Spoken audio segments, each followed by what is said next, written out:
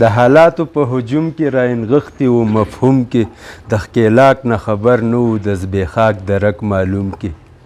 طرفدار د عاطفي و بې باوره تراحم کې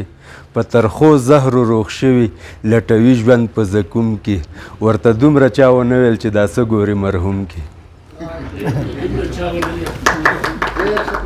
ورته دومره چا ونه ویل چې دا څه ګوري مرحوم کې چې په یو رنګ کې غواړي لیونی به ګوري کوم کې د غزل پختی کړم ماتې زمزمه یې کړم په موم کې او پېښوري شعر کې نه خو څه کمال دې شته په نوم کې غزل دی وایي له ګودره تر چناره غزل لیکم څه کمال دې شته په نوم کې وایي له ګودره تر چناره غزل لیکم وا سېړی نختر دیاره غزل لیکم غزاله غزاله سترګې دې وانړې موده پس یو بې اختیاره غزل لیکم پیمانې دې پسې نورې راخوږې که ای ساقي ډک له خماره غزل لیکم میورین کاته دې ټوله سوراهي ده زنګېدلی ځم په لاره غزل لیکم چې ځواني دې پکې ټوله زمزمه کړم تلوار مه کړه په کلاره غزل لیکم چې له کلي نه تر ښاره غزل لیکم د خوږو ډک بې معیاره غزل لیکم او معیاران د دروازې ځان پسې بند کړي زه اکثر په لویه لاره غزل لیکم معیاران د دروازې ځان پسې بند کړي زه اکثر په لویه لاره غزل لیکم کله کله پېښوریا ودانواله لکه شیخ شم پرهیزګاره غزل لیکم او اجازه ده انشاءالله غزل نیم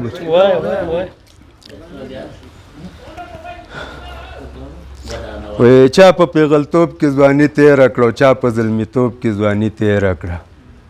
زه په سپینه ږیره لیونی نه یم ما په لیونتوب کې ځواني تېره کړه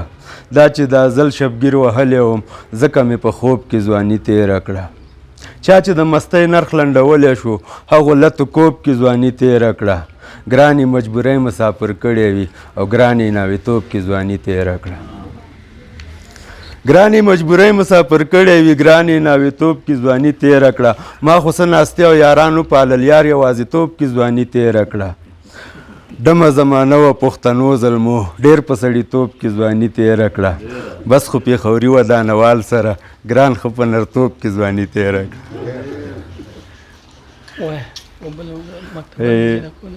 ستا د ساده حسن ساده خبرې ستا د ساده حسن ساده خبرې پخې پخې فوقالعاده خبرې څو کتابونو ته خواږه وربخي نرمې خوږې ترو تازه خبرې مینه کې ډېرې کیسې ډېرې مزې خو ته کوې په اندازه خبرې د خپلو په خوله خوند نه کوي پردی پردی د بېګانه خبرې لکه زما د دیوانه خبرې نه کړي دیوال نه جنازه خبرې لکه زما د دیوانه خبرې نه کړي دیوال نه جنازه خبرې ژوندي خو باید چې خبرې وکړي دلته کوي هر یو ماده خبرې